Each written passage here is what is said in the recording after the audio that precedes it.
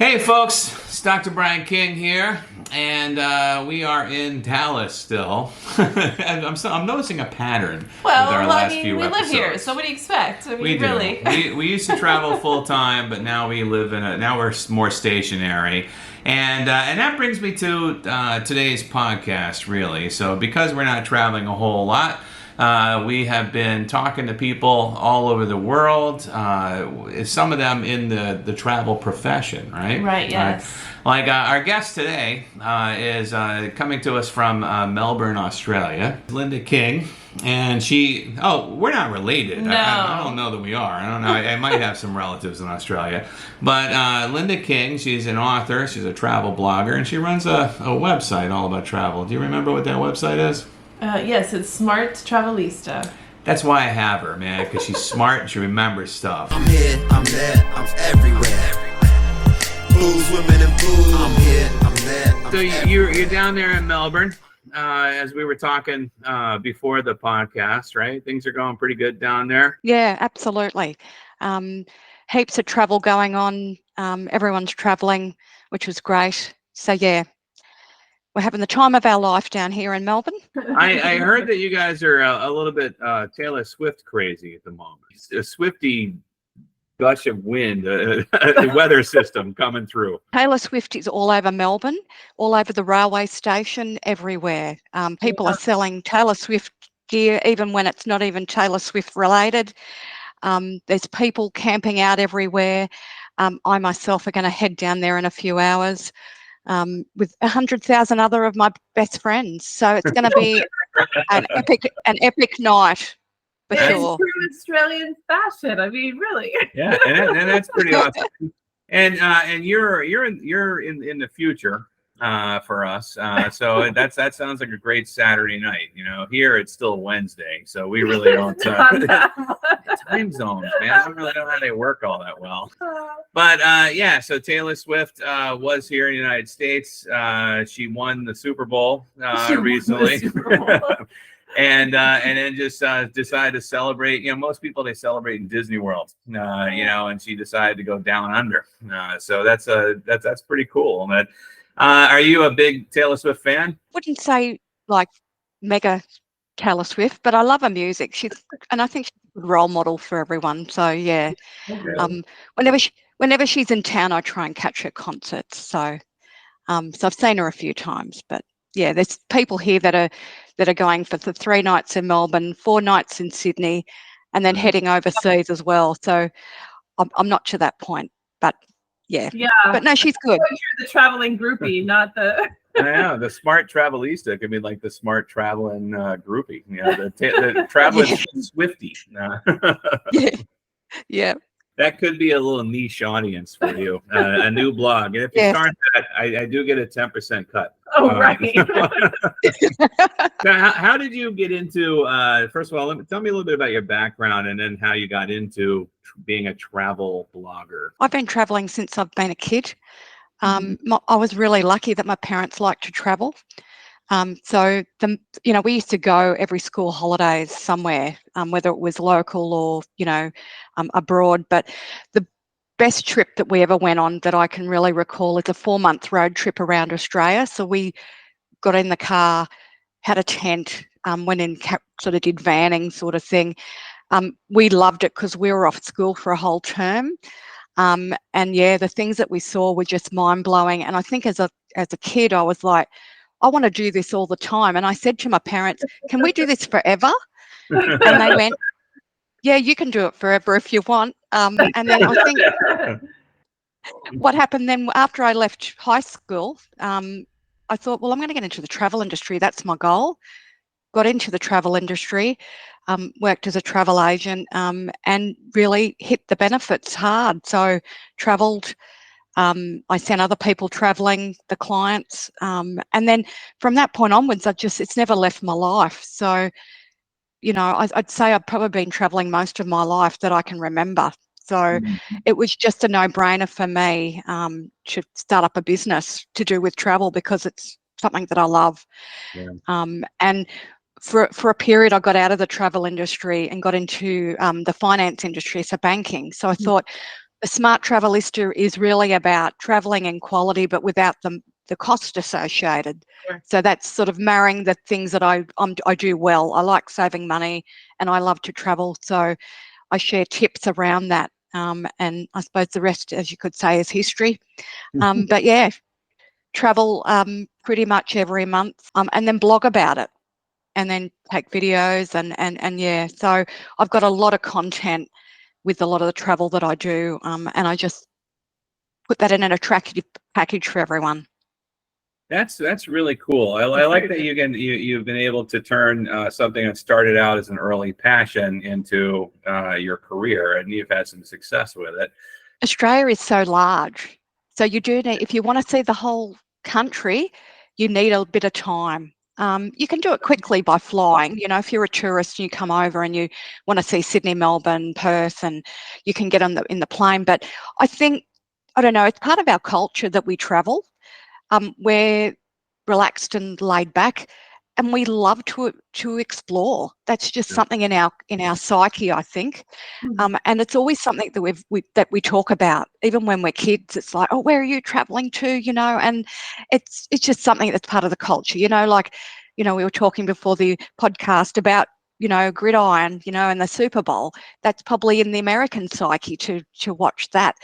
It's sort of similar. I mean, we love sport over here also, but travel would be like at that level where we would talk about it. So if I go somewhere and I go to work, they'll go, oh, show me the photos, show me the videos, and where are you going next? And then it was like, and then I'll say to them, so where are you going? And then we'd sort of, it's like a sort of a brainstorm sort of conversation. But it's just something that whenever you meet an Australian, ask them where they're traveling to, and they're going to be your friend for life, really. That's very characteristic of almost every Australian I've ever met abroad or actually in Australia.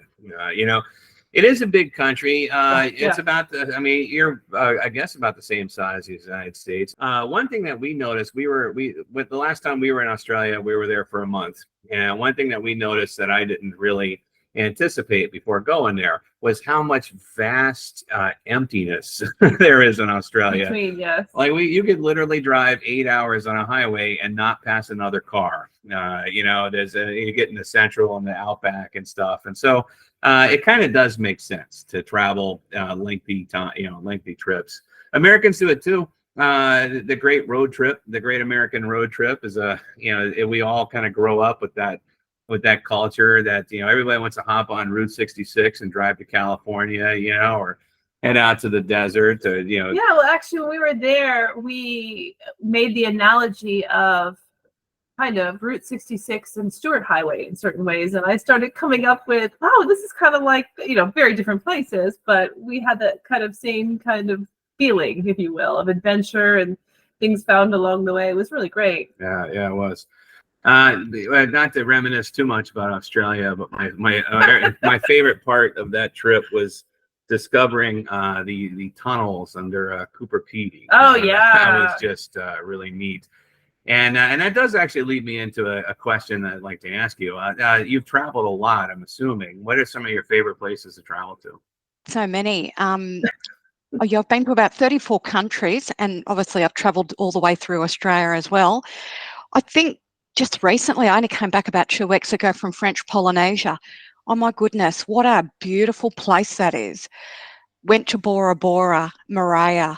I'm still getting over it 2 weeks later from the beauty of that place. Oh, it was stunning. In the middle of writing quite a few blogs about it, actually. But yeah, stunning place. You see it in pictures, but it was actually even better in real life. And I've got no words to describe it. It was just that beautiful. But I think probably after that, I would say probably Italy is my favourite place. I learnt to speak Italian at school, and I do, you know, become quite fluent when I go over there. And I equate the way we are as Australians. The Italians are quite similar in the way that they're relaxed and laid back. And I feel really at home in Italy. We have a big Italian community also in Australia. So we're very familiar, we're very multicultural in Australia. So when I go there, I feel very really strangely comfortable. And I just feel like I'm back home. So I would say probably at the moment, they're my two favourites. But look, I have so many, Brian and Sarah. The world is such an amazing place, and there's so much to do, and there's never enough time to do it in. And my bucket list is like as long as a roll of toilet paper, I tell you, the places I want to see. So yeah, I would say even like, I've been to the States.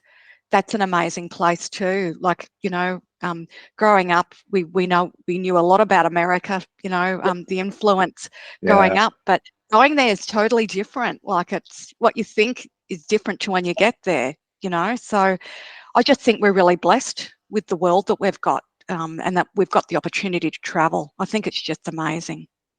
Yeah, I feel that way too. In fact, one of the things being an American, being an Australian, we do have a fortunate position in the world that does allow us to be able to travel a little bit more than some of the other countries. And that I always tell my daughter is the best thing about being born an American, is that your passport is like a key, to the rest of the world. Not every citizen of every country can say that, and so we try to travel as much as possible. And but one thing that I love that you mentioned is local travel. You've seen a lot of Australia, and that's to be expected, but it makes sense. Us three, we said that makes a lot of sense to us. But there's so many people that don't travel their own country. They leave it till. And I'll tell you, I used to work with a lot of elderly, and they would tell me their life story and how they plan to travel when they retire, and then something happened, and prohibitively so that they couldn't continue to travel, and things like, I never saw my own city. I was like, oh. So I used to do a lot of traveling for work as well, and take these contracts, and some of the contracts were not in the most interesting of places. But you spend 3 months there and you find their little gems, and it's just wonderful, So it's wonderful to hear about your local travel as well. In my opinion, you need to see your local your local country before you actually go traveling overseas. That's my opinion anyway, because people are going to ask you about Australia when you travel, and if you don't know, what are you going to say? Well, I don't know. I haven't been there, and they'll be like, "What?" I encounter more Americans that have been to London than the Grand Canyon, or have been, It's I feel like you should see your backyard. You should definitely see what's around. But also see London. London's fabulous. So don't pass up a trip to London. So that's really cool. So let's see. So you have all these wonderful places that you travel. What's your favorite part of Australia? I would have to say two places. I was born in Sydney, and I absolutely love Sydney. But I think Melbourne is wonderful too, and they're so different. And Sydney's very much like your New York and your big city, fast pace, always something going on. Melbourne's a little bit more laid back, and we're sort of a bit more European. So we've got the cafe culture, and we've got the sporting, and the shopping's really good. So, there's so many wonderful places. How many hours have we got? Because I could talk about Australia forever. But I think if you want to see something really unique within Australia that's probably not Sydney or Melbourne, I would say go up to Cairns and visit the Barrier Reef and some of the islands up there, because that is absolutely gorgeous. If you never get the chance to go to somewhere like French Polynesia to see some really beautiful water and some coral and some beautiful scenery, then any of the islands up in Queensland would absolutely be the place to go.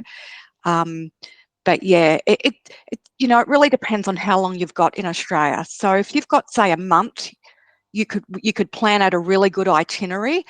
But if you've only got a week, then you've really got to go, okay, where do I want to go? Sydney, Melbourne, and you've really limited on what you can see. Sure. Another great place is Perth. And I don't know, you've probably heard about the quokkas over in Rottnest Island. Those little, they're like little mini kangaroos that you can get selfies with. Oh yeah, no, I haven't actually. We didn't make it to we Western. Missed Perth. Yeah, we missed As you Perth. said, it's huge. Yeah. So if you go to Perth, you can get a ferry out to Rottnest Island. They call it Roddy over here. And then they've got these they're like little marsupials, but they're very friendly, and you can stand there and get a selfie with them. So that's something that a lot of people do also when they go to Perth. But yeah, there's just so much to see and do. You know, the stereotype of Australia is that everything in Australia will kill you. So it's nice that there's something cute you can take a selfie with. Well, it is true, Brian. We do have quite a few things that will kill you. Spiders, snakes. Where I live, I can't show you at the moment, but I live on opposite a reserve. We have kangaroos visit. Families of kangaroos visit quite often. But in the middle of summer, we have snakes over there. So we know not to go walking along the path because there's snakes are there. And in Sydney, you've got the funnel web spiders. So sure you've seen a picture of those. Yeah. If they bite you, they'll kill you if you don't get to a hospital quick. So yes, we've got a lovely country, but there's some really deadly things here also. So we're a bit of a combination, I suppose you could call it. Nice and nasty. I have to laugh. I was 6 months pregnant in the outback, seeing all of these things going, Yeah. let me just a little distance. I'll tell you what almost killed what almost killed us in the outback was a wild cow. Oh no! Oh, really? Not a cow. It's a horse. It was the Brumley. Oh yeah. It's just driving. I forget how fast we were driving. We're probably driving with the maximum speed limit was 100 kilometers a mile or whatever, and coming around a corner and boom, right there. You don't expect them out there. But koalas are cute, so that's a thing. Yeah, I agree. My impression of Sydney was like it was the New York of Australia. It's like the business center, the commerce center, maybe the more of a capital really than the capital. Melbourne was more like the San Francisco of the it's just like laid back. Cool, people are high. Yeah, we love Melbourne. I'm a stand-up comedian. Friend of mine who's a stand-up comedian in Melbourne, a guy by the name of Glenn Zen, last year opened up a pizza parlor called Munchies. So I'm going to plug that. It's in Melbourne. He said it's good. We would hope so. He looks like a guy who could appreciate a good pizza. So I don't know if you've been, but go to Munchies, which is somewhere in Melbourne. But that's where I'm going. Where I'm going for lunch then. Oh, there you go. Now, take Taylor Swift. Take her by. She'll be. I'm sure she'd appreciate a good local pizza. But so tell us about the travel blog and I mean it's not just stories about traveling, right? It's like tips on how to do it frugally, things like that. Can you tell us a little bit about that? Yeah, so I've got it in sections. So I've got money saving, and I try and do a lot of blogs when I do travel, how to save money in specific countries. So a lot of it is sort of what are the best tours to go on, and all that. So recently I've just published some blogs on French Polynesia, but one that's coming up is how to save money in Tahiti, because it is quite an expensive place, French Polynesia as a whole. So I do focus on a lot of that and how to save money. And it's just really, it's like a small deep dive into a lot of the stuff that I do. So we talk about the tips and money saving and my recommendations. And then if you really want to get deeper into it, then there's books that I've got on Amazon that sort of go into it a little bit more. But yeah, with obviously with the blog, it's the places that I've been to, and I love to shop. So shopping is very much themed on the blog. I'm into bargain shopping, and I tell people how to do that, and I tell them the bargain shopping places to go to. So yeah, it's a bit of a mix of everything that I love to save money, do a bit of shopping, bit of travel guides, little bit of everything for everybody on there. Yeah. That's awesome. I know for us too, we always look at stuff like that. And when I was pregnant and had my daughter, I always talked about like how to make your hotel room ergonomic for your baby, that kind of thing. And it's wonderful to have those kind of tips. And I know actually we're in Australia, we were walking in the Whitsundays up to see some view, and I heard several people speaking, oh, everything is so expensive. And we're going, really, is it? Because we travel all the time, and we didn't find it to be all of that more expensive than anywhere else. But, savvy travelers who know how to save money, it's, it doesn't have to be expensive. And sometimes it is, and where you put your value in certain things. But that's so handy. I'm sure people really appreciate it. We actually wrote a book on budget travel in Europe. It's a very short book. There's only one chapter, and it says, "Don't go to Switzerland." That's the only chapter. It's like it's not even a full chapter. It's just that sentence. $9.99 on Amazon. Nice. Budget traveler. Nice, Brian. I love it. Yeah, there's money to be saved all over. You could go to New York and live and be relatively frugal. You might not be going to a Broadway show, but you'll be plenty entertained. What tips do you have for a couple of travelers, like say, I don't know, a guy named Brian, girl named Sarah, who might want to be traveling, I don't know, say Asia, pretty soon. What do you think? What do you think we might have to keep in mind? You've just hit the jackpot because it's very cheap over there. So good on you for picking that destination. Big tip I would give you is don't purchase any foreign currency. So depending on if you're going to use cash over there, which is probably a good idea, as well as credit card, don't buy it before you go. Get it when you arrive, because you're actually going to get better exchange rate. Ports are notorious, as you know, for ripping people off and not giving the best exchange rate. So absolutely get your cash as soon as you arrive. There'll be currency exchange counters everywhere, like booths everywhere. Another thing, and I don't know whether many people know this, if you do use a credit card, you get an awesome exchange rate because you're getting piggybacking off the MasterCard and Visa rate, which is really, really good. So normally you find that if you're using a credit card anywhere, you're actually going to get a really good exchange rate. Another thing is, if they ask you whether you want it in US dollars or in their local currency, go US dollars because it's less backwards and forwards in currencies. So I would definitely say that. What else in Asia? Oh, there's just so much to do. Whereabouts in Asia are you going? Is it any particular country? We are tossing it around. Yeah, we've got Japan, I think, and I'm interested Thailand, in Vietnam. Thailand, So we're beautiful. I did read this book, though. There is a book out there called Budget Travel in Asia, and it's a real short book, actually. It's kind of like ours. It only has one chapter, and it says "Stay the hell out of Singapore." So that's I don't know if that's true or not. But yes. So you picked really good countries. Japan, amazing.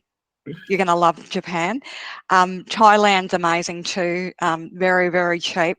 But the cheapest of all is Vietnam. Oh my goodness. You can get taxis everywhere and it'll cost you not even that amount of dollars in your hand everywhere. So, and Sarah, do you like spa treatments? Do you like having spas and massages? Yeah. Because Vietnam has them on every street corner, and again, very, very cheap. When I go there, I have a spa treatment daily. So I'll go out shopping or going exploring, and then I'll have a spa treatment that afternoon. We just elevated Vietnam to the top of the list. Yeah, and it's very interesting. It's like with the history of Vietnam too, with the Vietnam War and just a few of the other places there. Yeah, it's quite a beautiful place actually. But those are those three tips that you've put in. Excellent. You're going to have the time of your life. Japan, make sure you get the bullet train to Nagano and see the snow monkeys. They are so entertaining. They're up in the mountains and they just ignore humans.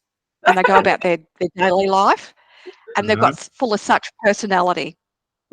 So you need to go and see the snow monkeys of Nagano. You'll love it. Sounds like an awesome trip you got planned. We're still planning it, which is why you're on the phone with us. So. Personally calling you. That's soon. right. Now. So hit me up after the podcast, and I'll give you some links to help you. What's sort of some of the most extreme places you've gone? Maybe like the least, like the ones that nobody would expect you to have gone. One that surprises people is I went to Monaco down in the south of France, which is really, really expensive. But that was wild. I don't know. I think every place that I've been to, probably people would expect that I would go there. I haven't been into any war-torn tour zones. Oh, actually, no, I lie. I went to South Korea, and they were doing. Our favourite little friend in North Korea was doing some testing at the time, so that was a bit of an experience. And I was going to go up to the demilitarised zone, but then that got canned because he was doing some other activities up there. But when I left there, there was a bit of testing going on, and we felt it in South Korea, which was quite interesting. But yeah, that's probably the most hairiest one. I've had a lot of things happen to me traveling. I've actually got a series of books that I write about at Annex from Abroad, which talk about some of the hairy situations I've been in and also people that I've met. But I think that's part of travel. I think it's not always good. It's sometimes the bad, but that's what makes it so exciting and interesting. As long as you stay safe and arrive back in one piece, I think you're okay. Yeah, I try and stay away from any war zones though. But yeah, you know, things happen when you travel and you just got to deal with it. Your books, how many are there? So I've got 8 books. I'm actually going to have the 9th up. It's next week. I'm launching it.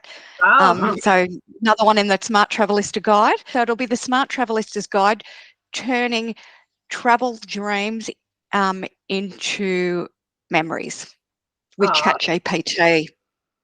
Oh, so wow. we're using, so we're getting into the ChatGPT, but it'll have prompts that people can use, 108 prompts to help them plan. And then I've got a little bonus at the end, which is about how to book and some links to help people book the travel. So it'll be about planning and booking travel.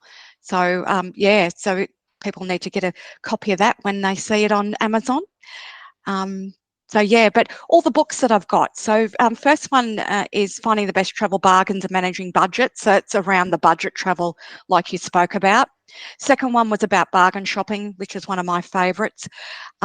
Also, how to increase loyalty points and fly for free. So that's around building airline miles and how to do that. How to protect your travel health and safety. So, you know, we talked about safety and health, which is really important. How to travel with food allergies. So I'm a food allergy sufferer, so how to do that without getting sick. And then also mastering solo travel. So for people that are brand new solo travelers and how to get and do that. The other 2 books are in the Annex from Abroad. So Annex from Abroad and Annex from Abroad More Mayhem. And there'll be another one, which will be my 10th book later in the year, 3rd one in that series as well. But yeah, all the books are really about tips on how to travel with topics that resonate with the traveller and things that I would have been looking for myself as if I was like a beginner traveller. So it's just tips and sort of, as I said, building on the blog. So something for everyone, pretty much. Very prolific. Yeah, it make me feel like with my small number of books that I've written. Different topic, different everything. That's true. But I'm looking forward to the ChatGPT booking for your parents who yes, need help with that area. My parents, it's a chore just to get them to do it, to go anywhere and do anything. Any plans to travel and follow Taylor Swift after tonight, or? No, I have my own travel to deal with. So I've got quite a busy 2024. I head to Hawaii in about two and a bit weeks for a bit of a shopping trip. And then I'm heading to Phuket over in Thailand and then Vietnam that we spoke about. And then going on, I'll be doing spa every day and every night. and then off to Noumea and New Caledonia, and then towards the end of the year, I'm heading over to Canada, which is going to be fabulous as well for a good trip there. So yeah, we're pretty full up. So if I see Taylor, I'll wave hi, but I've got my thing going on. Start trying to follow you. That's right. What percentage of your month or year do you travel? I mean, how much time do you actually spend on the road? I think since the pandemic's finished, it's quite a bit. Probably every few months I'll be going somewhere. I've obviously built up quite a bit of money as we couldn't travel, so I've got a lot of money, big pot of money that I'm using for the travel, as well as using some of my tips. But yeah, it's sort of, you've probably heard of revenge travel. That's still a trend in Australia. So we're taking revenge on the trips that we couldn't have over the pandemic. So we're really hitting it hard. Yeah. I think over in other countries it's sort of died down a bit, but in Australia I can tell you revenge travel is still a big thing and people are still going for it as far as traveling. So I'm just going to keep going this year. Probably pretty much last year and this year I've been hitting it pretty hard just to get out of my system, and then it'll probably calm down a bit. I still will travel, but it won't be quite as much. You only live once. Linda, how can people find out about you and check out your blog and all that, or even buy your books? Yeah, so they can head over to thesmarttravelista.com, which is where all the resources live. I'm on Facebook, Instagram, X, Pinterest, LinkedIn and YouTube. So they're all under The Smart Travelista, except for X, which is the _Travelista, because someone took my name, which I was quite upset about. But yeah, you can head over to any of those resources. Also, you can grab me on email as well, and I'm always happy for a chat. If people got travel questions, just send me a message and I always get back to them. And yeah, I love giving travel tips, and I've been getting into a little bit of travel planning, but I don't have a lot of time for that because I work full time as well. But later on, I think I'll probably get into that and give people a little bit more travel advice and stuff like that. But you know what, if you're listening and you want some advice, send me an email. I'll see what I can do for you, time permitting. Linda, thank you so much. Do you have any more thank questions? you for your time. No, it was wonderful. What an interesting career, what an interesting life. I wish. Oh wait, we have traveled all over. What am I talking about? Linda, it's been fantastic. Thank you so much for taking time out of your Saturday pre-gaming for Taylor Swift. I hope you enjoyed the concert, and it was nice to meet you. Yeah, you too, Brian. Thanks, Sarah and Brian. Been great talking to you. And folks, those of you listening and watching, thank you so much. This has been another episode of On the Road with Dr. Brian. Bye-bye. I'm here, I'm there, I'm everywhere. Blues, women, and blues. I'm here, I'm there, I'm everywhere. I'm an asshole.